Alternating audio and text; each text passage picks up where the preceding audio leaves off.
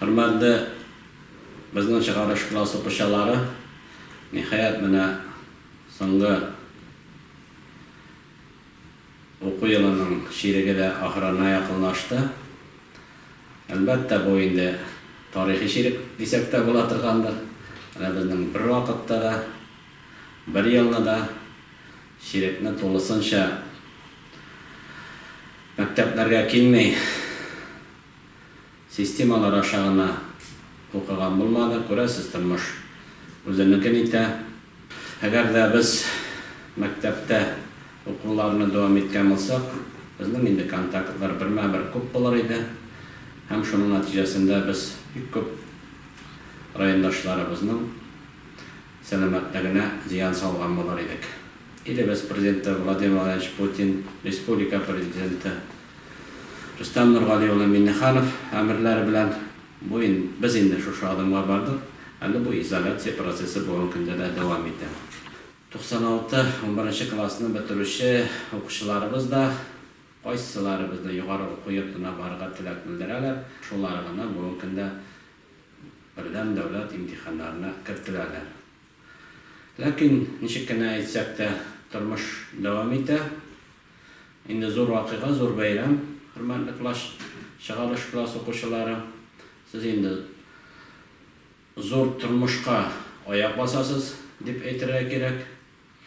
9-klasslar endi shunamiz ko'pchilik endi o'quvlarimizda o'zimizning ba'zi maktablarida 10-11-klasslarda o'quvlarini davom etadilar. Tanish texnologik texnika resurs o'zagida o'zlarining o'quvlarini davom etadilar deb ishonamiz. Lakin endi mana shu 96 chig'arish klass o'quvchisi, 11-klass o'quvchilari ular endi zo'r qarablarga o'tirib, zo'r dengizga chiqib ketadilar desak da durust bo'la turgandir. Albatta turmush shulay aytib qo'yilgan. Bugun endi ma'rifat sistemasidan, bilim berish sistemasidan bek zo'r ayber tura. Berakda o'sib kelishi yosh bolaning yozmishi, belgilanishi, olg'a tabaning turmushi belgilanadi desak da durust bo'la turgandir. Ko'rasiz, elimiz yetakchisi, respublika yetakchiligi eng birinchi maqsad etib yosh bolaga to'planiqli bilim beru ham tarbiya beruvni bo'rish etib qo'yadi. Bu motor so'zlarga tugul, agar da biz buni ishlamaymiz ekan, elimizning da respublikamizning da rayonimizning da kelajagi yo'q degan so'z. Hurmatli bolalar, biz endi nechikina og'ir bo'lsa da biz zo'r shodlanuv bilan sizni yangi o'quv, yangi turmushga uzatamiz.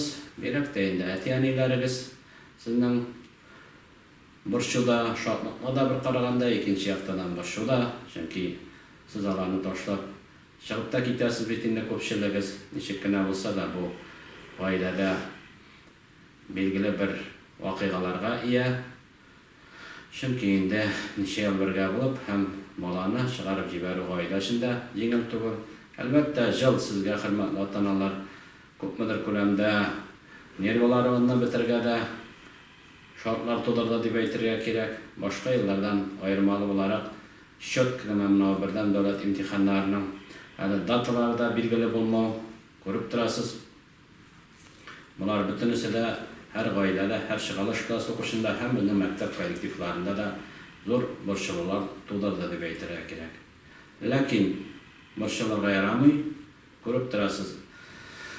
Boshida sizning foydaga ishladilar, nima mumkinliklar bor. Mening aytasim kelabek zo'r rahmat o'quvchilar kollektivina, maktab yetakchiligina birninday sanatusiz shuluq sistemalar aşa biz balalarimizga to'liq bilim bera oldik. To'liq tarbiya programmada narsalar qaralgan, olsin berib bitira oldik. Bu birinchi qaraganda qo'rqitib tursa, ikkinchi qaraganda endi bizning maktab kollektivlari zo'r sinovda o'tdi deb aytib ketar edim men. Shunga ko'ra 1-iyul boshidan olib iyulning 23-larina bora turgan davlat imtihonlarini hurmatli chig'arish klass o'quvchilari siz maturasida berasiz deb men ishonam. Chunki yoqtanish bilim berish sistemasi respublikada har vaqt oldingilarida bo'ldi. Uning o'qituvchilari, maktab kollektivlari bek tirish, bek matur xizmat qo'ydilar. Aның нәтижесі әлбәттә булмый калмый, һәм сез дә матур итеп 11 ел буе алган белемнәрегезне шушы бердәм дәүләт имтиханнары нәтиҗәсендә күрсәтерсез дип без ышанып та калабыз. Шуңа күрә исәнлек, саулык сезгә, зур уңышлар сезгә дәүләт имтиханнарында һәм алга таба үзегез сайлаган профессия буенча үзләрегезнең сайлаган уку йортларына кереп, матур итеп тирән белемнәр алуыгызны дәвам итәрсез дип без ышанып калабыз. Бәйрәм белән сезне, барыгызны да хөрмәтле чыгарылыш класс укучылары, хөрмәтле укытучылар, хөрмәтле мәктәп коллективы, хөрмәтле ата-аналарыбыз.